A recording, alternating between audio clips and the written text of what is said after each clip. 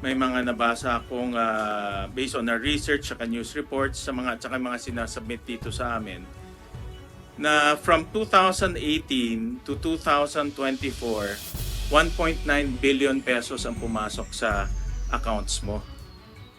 Papakita ko ngayon. And this is based on sa mga news reports nakita namin. Kung makikita natin, noong mga unang panahon, wala namang pumapasok sa accounts mo.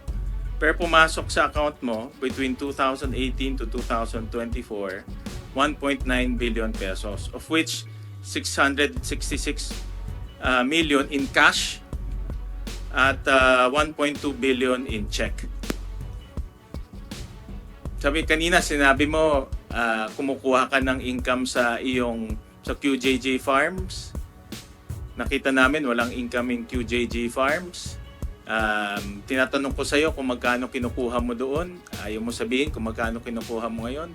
Pero sa aming pag-analisa, hindi kaya magbigay ng QJJ Farms ng 1.9 billion pesos sa iyo in the span of 6-7 years. Ngayon, ang tanong ko sa iyo, saan galing itong perang ito?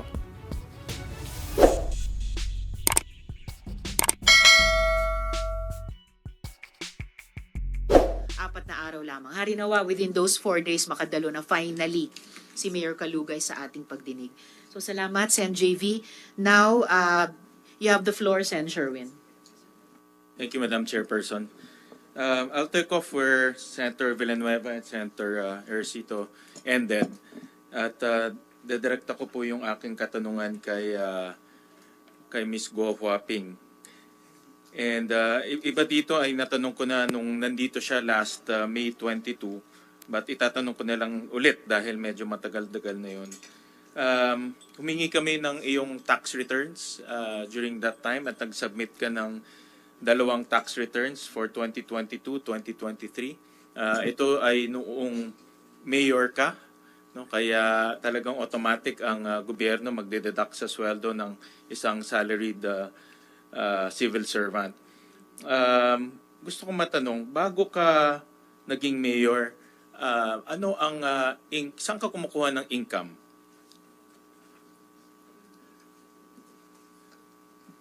Anong source ng income mo? Sa business po. Sa business. Anong business yun? Piggery po.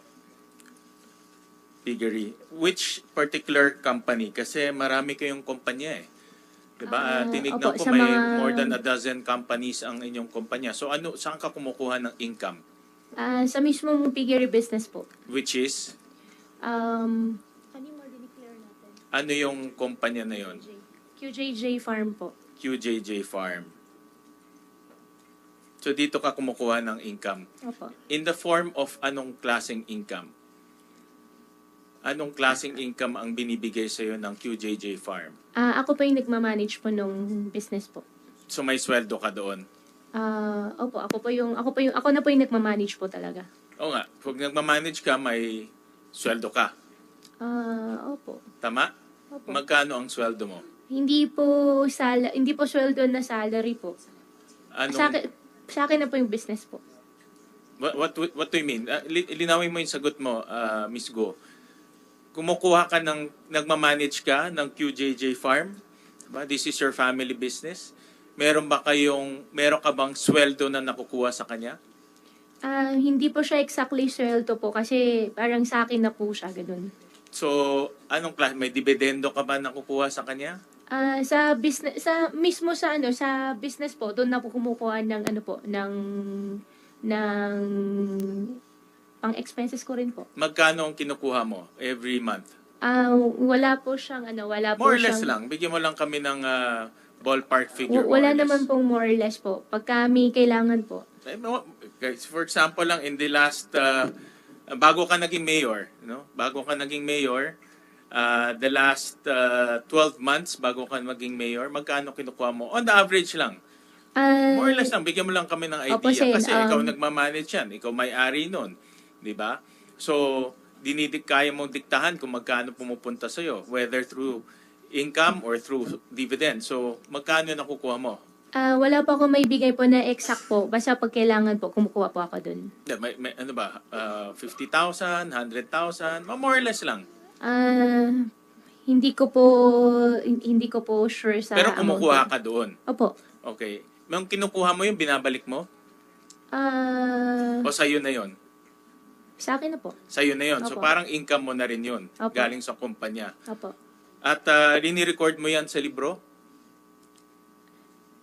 O kinukuha mo lang sa kahera? Kinukuha ko lang po. Kinukuha mo lang, hindi mo Opo. rini-record sa libro? Kinukuha ko lang po. Kinukuha mo lang. Okay. Dahil yung kanina pinakita nga ni Senator Joel yung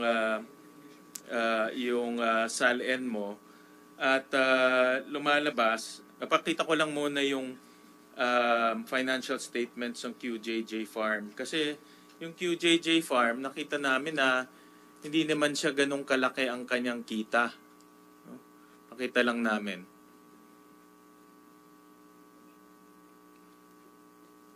Yan. So, in 20... Yan, medyo mabagal ang internet. In 2022,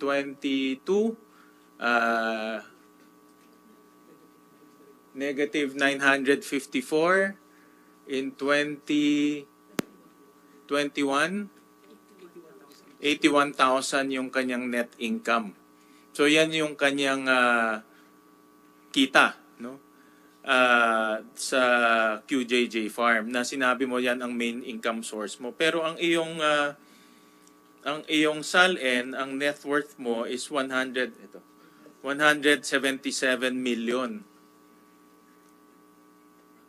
So, inaano namin pinag-aaralan namin saan galing yung income stream mo. No? Dahil meron kang net worth of 177 million, pero ang QJJ Farm ay at the very least maliit lang yung kanyang kita. Kita lang namin Hindi. Ito.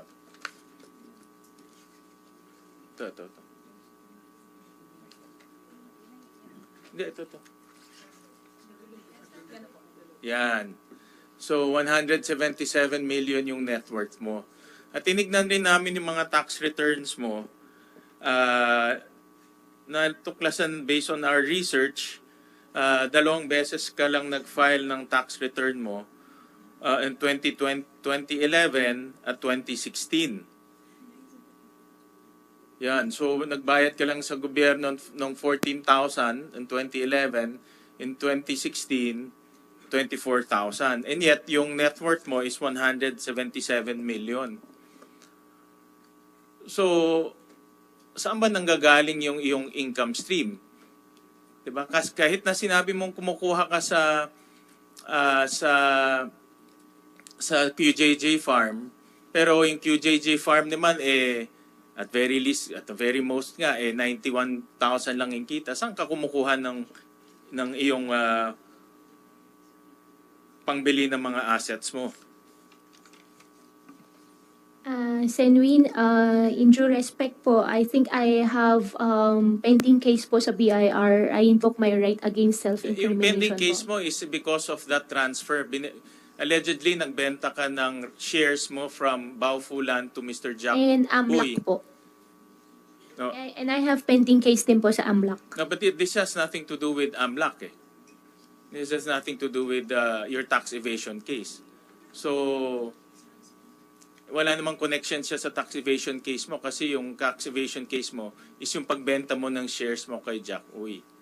Opo, pero sa dami po na cases po naka-file po sa akin, nag-worry din po ako lahat na isasagot ko po dito may use against me po. Sorry po, Sen. Sen. Sherwin, before you Yeah, continue, go ahead, ma'am. para sa kaalaman lamang ng lahat, pumayag si Senate President na mag-session tayo by 3:20. So hard stop na po natin before then. So that sina Sen Bongo and Sen Robin ay makapag-tanong pa. Salamat po. Please proceed, Sen. Sige, Sherwin. thank you, Madam Chairman. Tatalon ako sa isang question but related, no? At natanong ko na rin to last time kasi madalas, hindi ko pa rin ma-figure out kung paano natayo yung Pogo Hub sa Banban. Dahil kinos out namin yung Pogo Hub sa Banban, lumalabas na at the very least is about 6.1 billion pesos. Papakita namin. At based sa mga dokumento at doon sa hearing ring natin, Miss Guo, kayo nag-apply ng lono, kayo nag-apply ng mga building permit, and I understand from your testimony last time na ang Baofu is the landowner and the lessor. Tama po ba? Do you confirm this again? Before po ako nag-divest po, sa akin po yung lupa. After po ako nag-divest po, hindi ko na po alam sa kanila. Correct, correct. Pero nasabi mo in your first hearing na ang Baofu land ay siya yung lessor dito sa mga pogo na mag-ooperate. Tama? At based rin dun sa mga dokumento, nakita namin from building permit to fire safety permit to occupancy permit, ikaw ang nag-apply, no? Lahat nito. Nag-apply po ako, Senwin, nang dahil sa akin pa po yung lupa at that time. After po ako nag-divest po, hindi na po ako nakialam. Veska is nung naging mayor ka na eh. Correct? I think hindi po. Hindi pa po ako mayor po noon. Kailan ka nag-divest? Hindi ko po alam po yung exact date po doon sa documents po, pero... Pero sabihin na natin, from 2019 all the way, let's say, to 2022, ikaw pa rin ang nakapangalan doon as president. Diba? As president. Ikaw pa rin ang nakapangalan sa Baofu as president. Tama?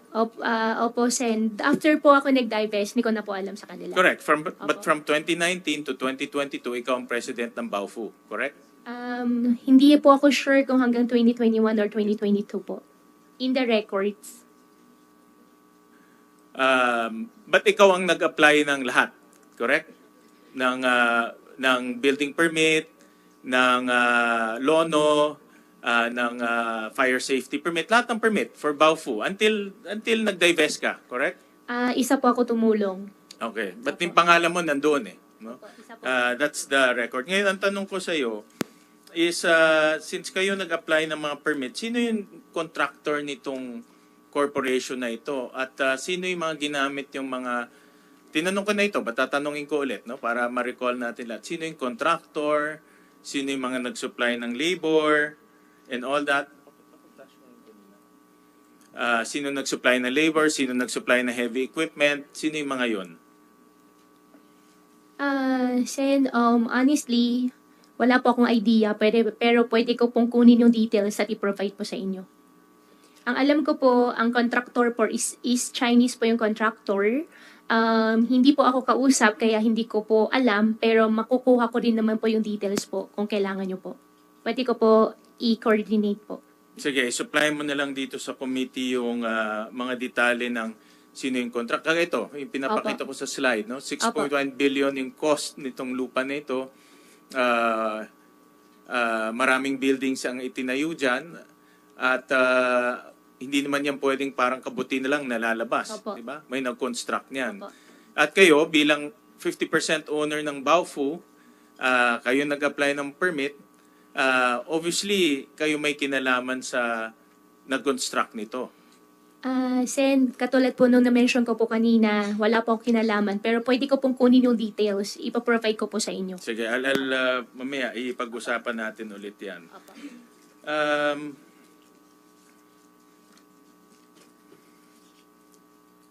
Sino ang nag-finance nitong pakibalik nga yung ano. Sino nag-finance nitong Pogo sa Bamban? Sino nag-finance, sino nagpasok nitong billion peso para matayo yung Bamban na Pogo Hub? Sen, after ko po nag-divest, hindi ko na po alam. Pero before po ako nag-divest po, yung isang Chinese po ang nag-approach po sa akin. So, Sino yung Chinese na yon? Isa rin po siya incorporator po ng Baofu po. Anong pangalan niya? Yung Huang po. Give us yung complete name. Ipaprovide ko po. Huang ano? Ipaprovide ko po. Yan ba sa incorporation papers? Si Wang Opo, Zhiyang? isa po siya doon sa incorporation papers po. Si Wang Zhiyang? I think so, opo. I think so o hindi? Yun lang naman. Opo, siya po yung kausap. Siya po yung incorporator, opo. At siya rin ang nag-finance nito. Hindi ko po alam kung sino pa po nag-finance, basta siya lang po yung alam po namin. Pero siya ang kausap mo dito para ipatayo itong Pogo Hub sa Bamban. Initially, hindi naman po Pogo Hub ang usapan. Ang initial po, housing po. Kaya yung lupa ko po ang gagamitin. After po nag-iisip po sila ng ibang types of business na po, umalis na po ako. Paano ka, sige, babalik ako dyan ha. But sinabi mo kasi kanina na si Wang Jiryang ang nag-finance nito. Sen, di ko po sinabi siya po nag-finance. Ang sinabi ko po, siya po yung kausap po namin. Sino nga nag-finance? But yun ang kailangan namin malaman kung sino ang mga taong nasa likod nito eh. 'Di ba? Hindi ka nagbibigay ng sagot sa amin eh. No? Hindi naman parang may pera babagsak lang sa langit at magtatayo ng Pogo Hub sa Bamban. Meron nagbigay ng pera nito. Sino yung nagbigay ng pera? Sen, very cooperating po talaga ako. At na-mention ko rin po sa inyo kanina, kukunin ko po yung details po doon sa mga contractor. Then Yung contractor iba. Yung contractor yung binayaran mo. Wala pa akong binayaran na contractor po, Sen. Yung contractor iba yun. Mamaya papakita ko yan ha. Opo. Yung binagsakan ng pera, yung pinanggalingan ng pera, saan galing yun? Hindi ko po alam, Sen. Hindi mo talaga alam. Hindi ko po talaga alam. Okay, sige. May papakita kami. Ito. Kasi based sa mga news reports, may mga nabasa akong news reports, may mga nabasa akong based on our research at news reports sa tsaka mga sinasubmit dito sa amin na from 2018 to 2024, 1.9 billion pesos ang pumasok sa accounts mo. Papakita ko ngayon. And this is based on sa mga news reports na kita namin. Kung makikita natin, noong mga unang panahon, wala namang pumapasok sa accounts mo. Pero pumasok sa account mo between 2018 to 2024, 1.9 billion pesos, of which 666 million in cash at 1.2 billion in check. Sinabi mo, kumukuha ka ng income sa QJJ Farms. Nakita namin walang income in QJJ Farms. Tinatanong ko sa iyo kung magkano kinukuha mo doon. Ayaw mo sabihin kung magkano kinukuha mo ngayon. Pero sa aming pag-analisa, hindi kaya magbigay ng QJJ Farms ng 1.9 billion pesos sa iyo in the span of 6-7 years. Ngayon, ang tanong ko sa iyo, saan galing itong perang ito? Sen, since may mga kaso na po final po sa akin, I invoke my right against self-incrimination. Anong kaso yung po. mga final sa iyo? Ang final po sa akin, AMLOC, final po sa akin sa BIR, I think 7 cases. Pero wala naman to connection more. sa mga kaso mo eh. Magpa-file, alam ko hindi po ako nagkakamali, may file din po sila ng tax evasion po. But the tax evasion nga is pag-transfer mo ng shares to Jack Uy. No, ito, iba naman to eh. Wala namang connection to sa tax evasion. So ang tanong ko sa iyo, saan galing itong perang to? Sen, since may AMLOC na po na file po, I refuse to answer po. Sorry po talaga. Isa pa, kanina pinakita namin yung QJJ Farms ay maliit lang yung kita niya. Pero natuklasan din namin, again, sa mga news reports to, sa mga news reports, sa mga research namin, na between 2018 to 2024, 3 billion ang pumasok sa QJJ Farms, of which 1.2 billion in cash at 1.7 billion in check. At ito, pag i-add ko yung kaninang sinabi ko, tsaka ito, almost 5 billion na. Malapit na ito doon sa halagang ginamit sa pagpapatayo sa Bamban Pogo Hub. Pag titignan mo rin yung timing, 2017, 2018, 2019, lahat to eksakto kung kailan pinatayo yung Bamban Pogo Hub. Ang QJJ Farm, sino ang presidente? Sen, I think regarding po dyan, But who's the president ng QJJ Farm? Sino ang president? ako po yung president. Kayo ang president ng Opo. QJJ Farm, di ba? Opo. Kanina sabi mo, you also manage and control dahil nakakakuha ka ng pera doon. Opo. Definitely, alam mo rin may pumapasok na pera doon. Sen, Regarding naman po dyan, since may nakafile na po sa akin ng case, I think sasagutin ko po siya sa korte. At regarding naman po, Sen, po, dun sa sinabi niyo po kanina sa akin na yung pera ay might be used in Pogo, check nyo rin po, wala pong Pogo related po na pera if ever po. At saka even po sa mga contractor po, wala pong any transactions po.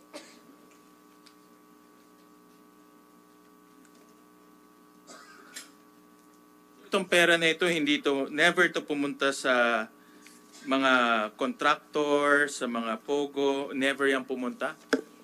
Sen, wala po akong business na Pogo. Kaya wala rin po ako Hindi ba ito pinagawa po na pumunta, Pogo. itong perang to, hindi ito pumunta sa pagpapatayo ng Pogo sa Bamban? Wala po Kasi akong yung timing, Pogo. perfect timing, yung pagpasok, balikan natin yung kanina. Opo, Sen. Mache-check Yung nyo naman pagpasok po. ng pera, eksakto 2018, 2019. Sa farm, ganun rin, 2018, 2019. Yan ang eksaktong pinatayo yung Pogo Hub sa Bamban. Kung hindi po ako nagkakamali, nagkumpisa po yung Pogo Hub po sa Bamban po year 2019 kasi Yes, pandemic year. Correct. Yeah, Pero wala po akong Pogo business po at wala rin po akong pinatayo. Okay. Mache-check nyo naman din po niyan, Sen. Okay. Opo. Sorry Um, po talaga. Sabi mo kanina na hindi ka konektado doon sa mga contractors or sino nagpatayo ng Pogo Hub sa Bamban. Pero tinignan din namin yung accounts ng Baufulan, no? Of which ikaw ang presidente, tama? Ng Baufulan? Hindi po. Wala po akong pinirmahan na any bank Hindi. documents po Oo ng nga, but Baufu. ikaw ang presidente ng Baufulan, tama? Before po ako nag-divest po. Correct. Nung lupa pa lang po siya. Oo. Hindi, dinivest mo siya is before election, 2022. Based sa mga records, 2022. So, from 2019, nung nag-incorporate in Baofu, until 2022, ikaw pa rin yung presidente and you own 50%. Ngayon, nakita namin sa mga accounts na ang Baofu may binayaran na isang Howley Builders Construction, of which nakita namin yung ID at ibinigay sa amin rin ito ng mga na-grade sa Bamban. At meron rin kaming nakita Max Gear Construction Supply, no, na binayaran nitong Baufulan. Chinek ko sa internet, itong Max Gear is a equipment supplier. Wala At, po akong idea. Equipment supplier siya. So, dito makikita natin na ang Baofu nagbayad sa contractor na Howley, nagbayad rin sa equipment supplier na Max Gear, of which ang Baofu, ikaw ang presidente at 50% owner. Pero, ang pera nanggaling sa QJJ Farm. Kung makikita nyo, QJJ Farm credit the account of Baofu. So, ang ibig sabihin nito, ang perang pumasok sa QJJ Farm, yung kaninang pinakita namin 3 billion, pumunta dito sa Baofu at binayaran ng mga contractor. Ito yung matagal na namin ni Sen. Risa hinahanap because honestly, na dead end kami dito. But based on our research, ngayon, natitrace na namin saan nanggaling ang pera, sino yung mga contractor, at definitely yung pera bumagsak sa kumpanya nyo, QJJ Farm, at bumagsak sa personal account mo as Alice Guo. Sen, hindi ko po siya masasagot kasi wala po akong matandaan. Ido-double check ko po pero wala po akong maalala na may ganun transaction po. Paano hindi mo maalala? You're the president in 2020. Nag-divest ka lang dyan before you became a mayor noong 2022. Opo, Sen. Pero dun sa account po ni Baofu, never po ako naging signatory. At never po ako sumali po sa pag-open po ng account ng Baofu. Imposible naman yun kung ikaw ang presidente, hindi mo alam kung saan pumupunta yung pera. Pero definitely, alam natin na galing sa QJJ Farm yung pera. Ang pagkakatandaan ko po, wala po ako naalala na may pera po na galing sa QJJ. Ito-double check ko rin po. Sen. Yan naman yung standard na sagot mo, no? Wala kang maalala, i-check ko sa records ko. So, but itong records na ito, official to. Itong records na ito, hindi naman magsisinungaling dahil ibinigay ito sa committee at tinagpi lang namin to para makita namin yung totoong larawan. Dahil um, yan importante sa amin, malaman namin kung saan nanggagaling yung pera.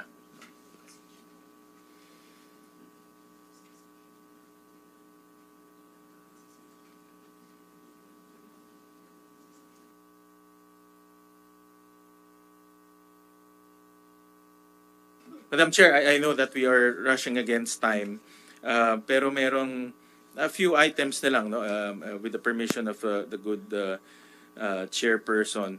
And kanina madalas kong marinig sa iyo na sabi mo wala kang connection sa Pogo at wala kang connection sa mga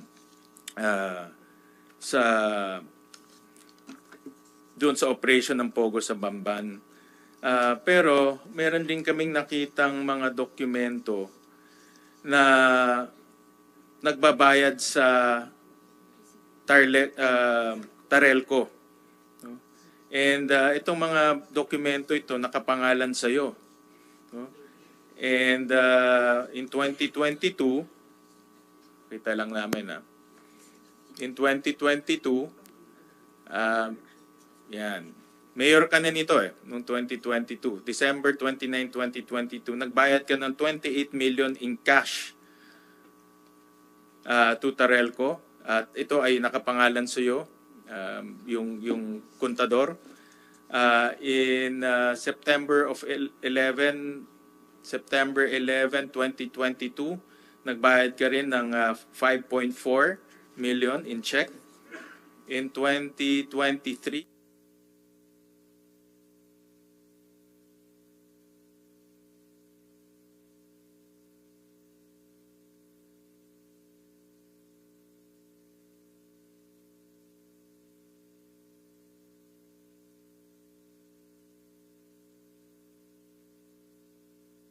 bago lang to.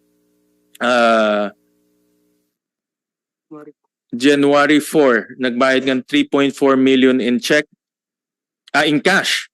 And in January of 2024, 5.3 million in check. Paki-flash lang in 2024. Is that the 2024? Okay. So mayor ka nito nung nagbayad ka nung nagbabayad ka ng Tarelco. At sinabi mo kanina wala kang connection sa Pogo, pero pag walang kuryente, walang Pogo. No, ganun kasimple lang 'yon. 'Di ba? Kung hindi mo yung binayaran ng kuryente, walang Pogo, walang mare-raid, walang human trafficking, walang torture, wala. Pero tuloy-tuloy ka nagbayad. Even nung mayor ka, nagbayad ka. Even this year, nagbayad ka. So alam mo na may nangyayari dyan. At we can also prove na yung amounts na binabayaran mo is equivalent to the size, yung laki ng Pogo Hub doon. No? Pero ito, makikita natin, mayor ka na nung nagbabayad ka. Kaya hindi lang to, narinig ko, sinabi mo last time, nakapangalan lang sa'yo. Hindi nakapangalan to sa'yo. Gumawa ka ng cheque, binayaran mo, nag-withdraw ka ng 28 million, binayaran mo. So hindi lang to simpleng nakapangalan at nagkaligtaan lang na i-transfer sa iba. Nasa pangalan mo pa rin itong kuryente ito. So, in other words, active participant ka dito sa Pogo Hub in Bamban. Sen, dahil po may nakafile po sa DOJ na human trafficking po, I refuse to answer the question po. Sorry po. Ayan, hindi mo sasagutin, but again, no, yung ebidensya, malakas na malakas, yung dokumento, malakas na malakas. Kahit hindi ka magsalita, it will speak for itself, sabi ng ating chairperson. Dahil madalas kong maririnig sa iyo, hindi ka active participant dyan. And lastly, Madam Chair, kaya pa ba ng... One last question, Mr. Chairman, because Sen Bombo is also going to question. Yes, one last point, Mr. Chair, because it's connected to this. No. Nakita rin namin sa aming mga research at dun sa mga dokumento, dahil alam nyo, actually, itong mga dokumento sa likod, Ms. Go, ito yung mga dokumentong pinapadala dito at binabasa namin lahat yan at tinatagpi-tagpi ho namin. Kaya hindi simpleng trabaho po yung ginagawa namin at ng komite. At nakita rin namin na ginamit mo rin yung mga kumpanya ninyo para bayaran diretsyo yung kuryente ng Pogo Hub sa Bamban gamit ang inyong mga korporasyon. So papakita namin dito, for example, in 2020, ang QJJ Farm nagbayad ng kuryente in different dates, diretso sa Terelco. In 2021, 2022, ang QJJ Farm rin nagbayad in those amounts rin, iba-iba, no? May 1.3 million, 5 million, diretso to Terelco. In 2023, no, yung QC Genetics nagbayad rin ng different amounts, no? 6 million, 2.6 million, diretso to Terelco. Sino ang presidente ng QC Genetics? Miss Alice. Ako po. Kayo ang presidente ng QC Genetics. So in other words, nag-transfer ka ng pera kasi pumasok sa iyo yung 1.9 billion eh. Tinransfer mo sa QC Genetics at binayaran niya yung kuryente ng Pogo Hub sa Bamban. Wala pong pumasok na 1.9 billion, Your Honor. At for that question po, I invoke my right po. Gawa po ng meron na pong pending po ng human trafficking po na related din po dyan sa issue. Kaya hindi ko na po sasagutin po At dito. gusto ko rin i-point out, 2023, mayor ka na nito. No? Presidente ka ng QC Genetics, mayor ka na ng Bamban, pero ginagamit mo yung kumpanya mo to bayaran yung Pogo Hub sa Bamban. At in QC Genetics, tinignan rin namin sa SALN mo, hindi naka-declare yung equity participation mo in QC Genetics. So ang punto ko dito, ang punto na gusto kong i-emphasize, Madam Chair, na may active participation ka. Nagbabayad ka ng kuryente. Yung kuryente, yan ang isa sa pinakamahalagang aspeto ng Pogo Hub. Dahil kung walang kuryente, hindi tatakbo lahat yan.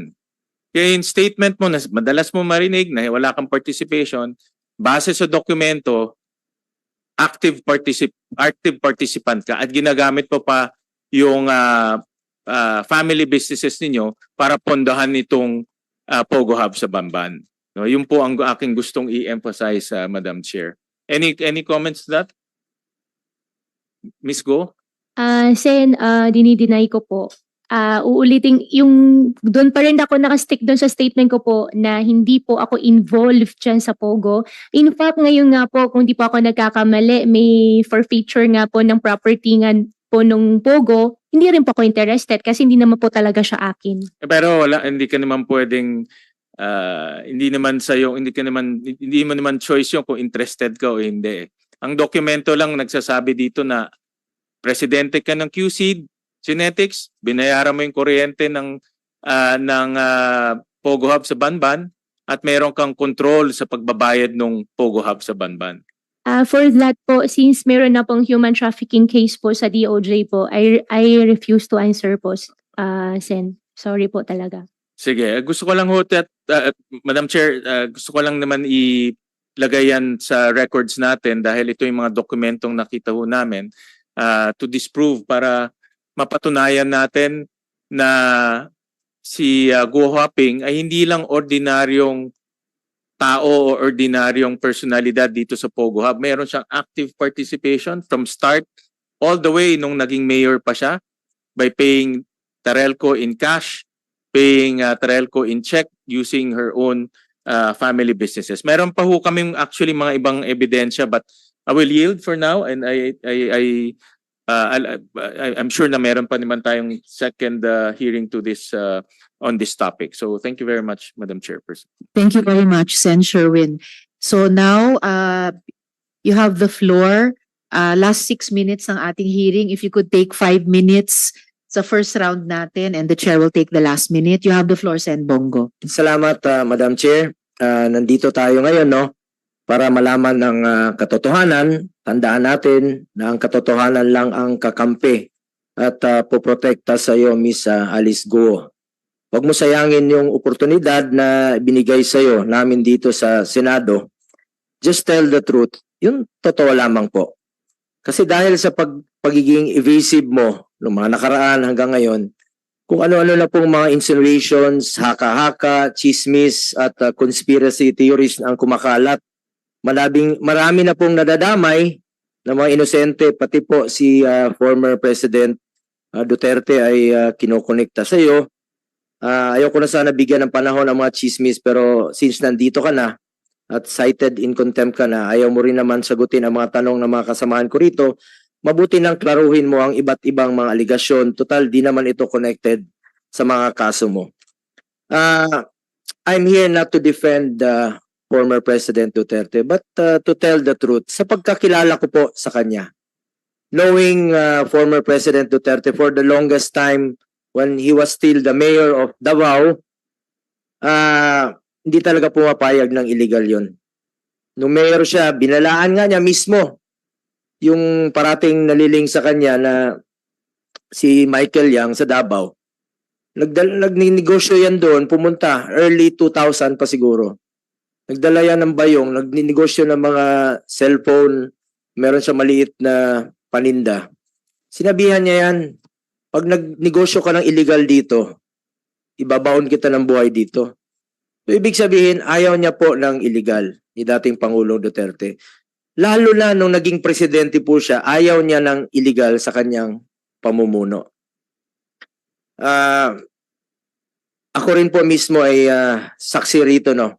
At for the record po, lahat ng gumagamit ng pangalan niya o ng pamilya niya o ng malapit sa kanya, parati niyang sinasabi, consider it denied.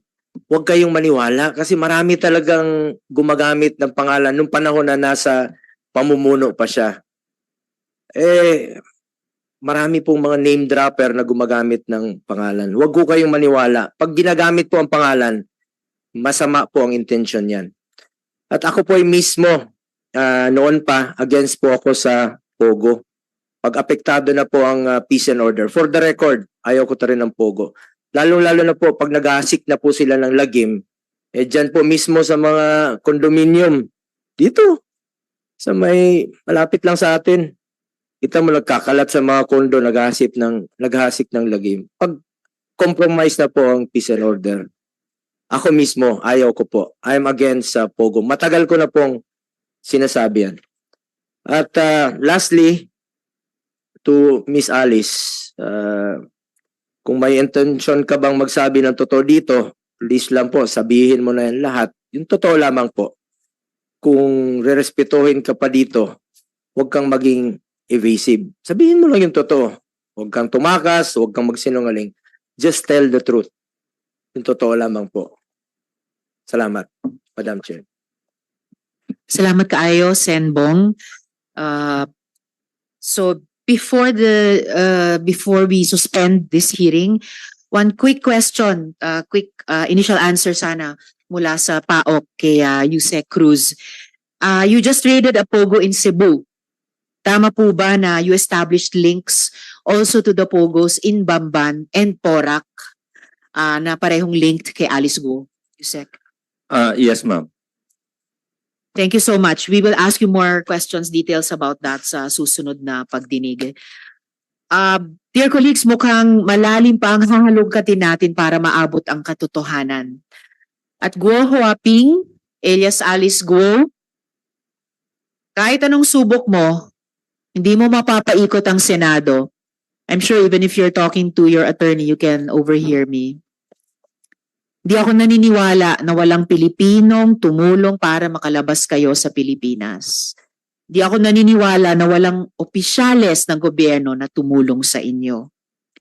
I remind the resource persons and the body na ang right against self-incrimination ay hindi isang mahiwagang anting-anting para makaiwas sa napakasimpleng mga tanong ng Senado.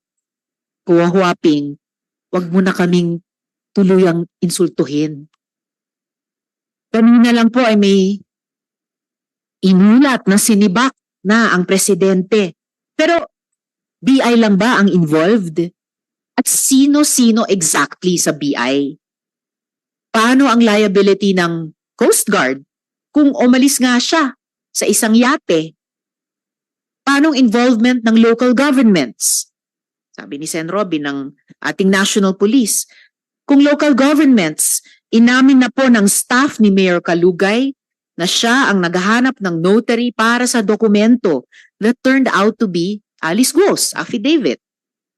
Pero for now, Guo Huaping is cited in contempt. She will be held in the PNP Custodial Center, and the court will be informed that her presence will be required by the Senate for the continuation of our committee hearings.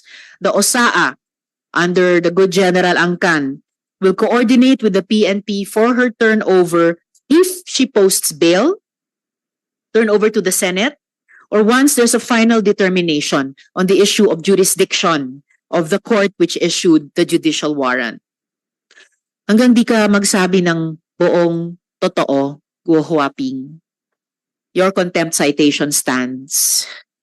At kung ikaw ay totoong natatakot para sa buhay mo, sa tingin ko, ang pagsasabi ng katotohanan, yon ang mas makakaprotekta pa sa'yo. Yes, oo. So, nang may lubos na pagpapasalamat sa lahat at sa aking mga kasama dito sa Senado, this hearing is suspended.